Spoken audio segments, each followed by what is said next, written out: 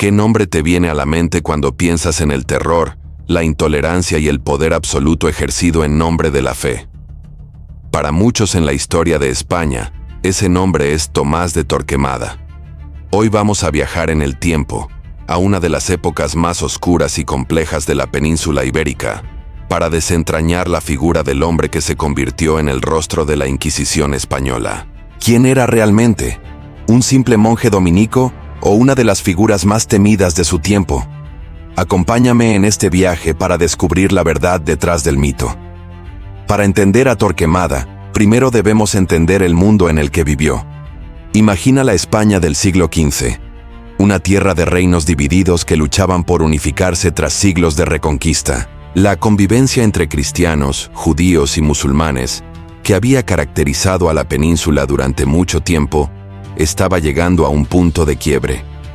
En este caldero de tensiones políticas y religiosas, los reyes católicos, Isabel de Castilla y Fernando de Aragón, buscaban una herramienta para consolidar su poder y forjar una identidad nacional única, basada en una sola fe: el catolicismo. Y aquí es donde entra en escena nuestro protagonista.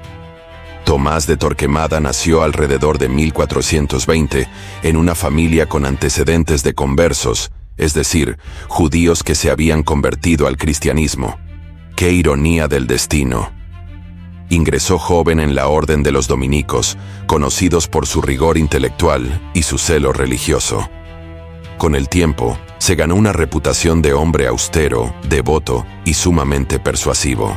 Su influencia creció hasta convertirse en el confesor personal de la reina Isabel, una posición que le otorgó un acceso sin precedentes al poder. Fue él quien, susurrando al oído de los monarcas, los convenció de que la única forma de purificar España y asegurar su unidad era establecer un tribunal para perseguir la herejía, el Santo Oficio de la Inquisición. En 1483, Torquemada fue nombrado Inquisidor General de Castilla y Aragón. Este no era un título más. Era la llave para desatar un poder casi ilimitado. Bajo su dirección, la Inquisición se transformó en una maquinaria estatal formidable y aterradora. Su principal objetivo eran los judeoconversos, a quienes se acusaba de seguir practicando el judaísmo en secreto. Para Torquemada, estos falsos cristianos eran una amenaza mortal para el alma de España.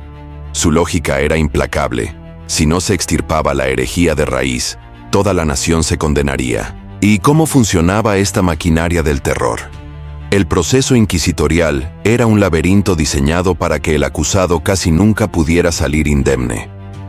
Todo comenzaba con un edicto de gracia, un periodo en el que los herejes podían confesar sus pecados voluntariamente a cambio de una penitencia más leve. Pero esto también animaba a la gente a denunciar a sus vecinos, a sus amigos, incluso a sus familiares.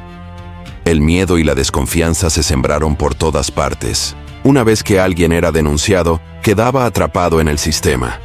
El acusado era arrestado, sus bienes confiscados inmediatamente, lo que, convenientemente, ayudaba a financiar a la propia Inquisición, y se le mantenía en secreto, sin saber quién lo había acusado ni de qué se le acusaba exactamente. El objetivo principal del interrogatorio no era descubrir la verdad, sino obtener una confesión. Y para lograrlo, cualquier método era válido. Aunque se dice que la Inquisición española usaba la tortura con más moderación que los tribunales seculares de la época, su aplicación era sistemática y brutal.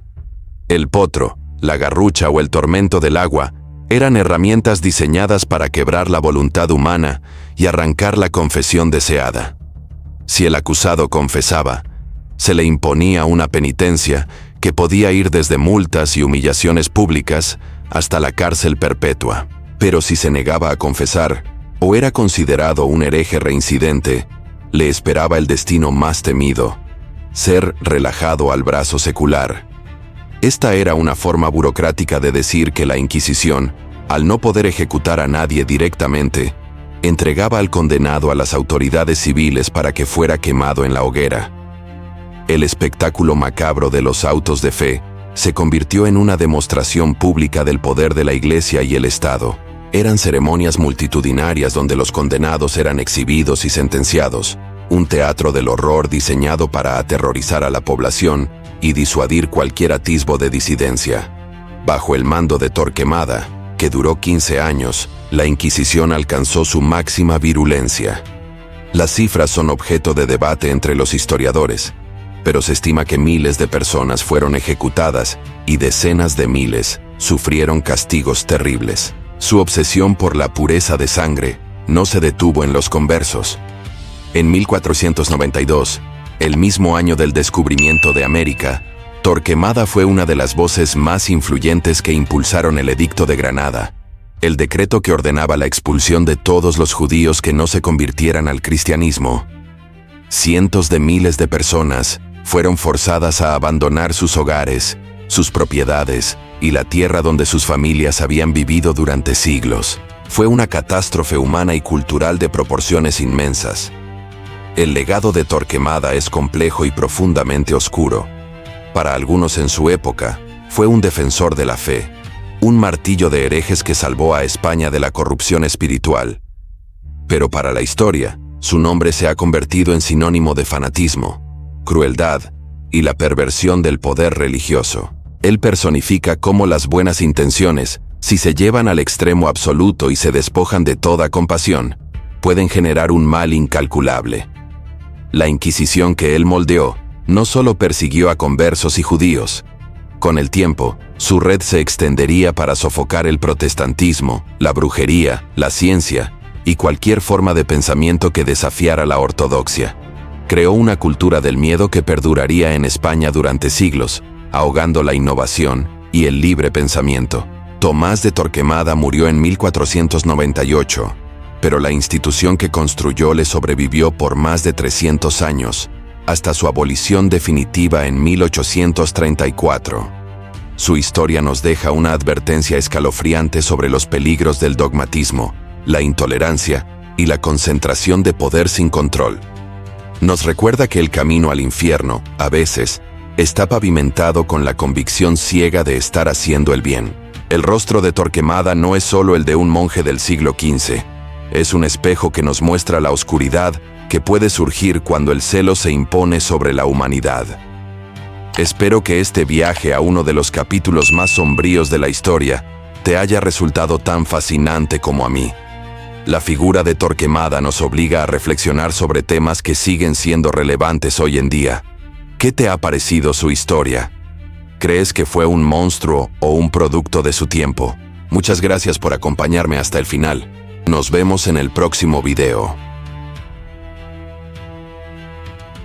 Suscríbete para más contenido.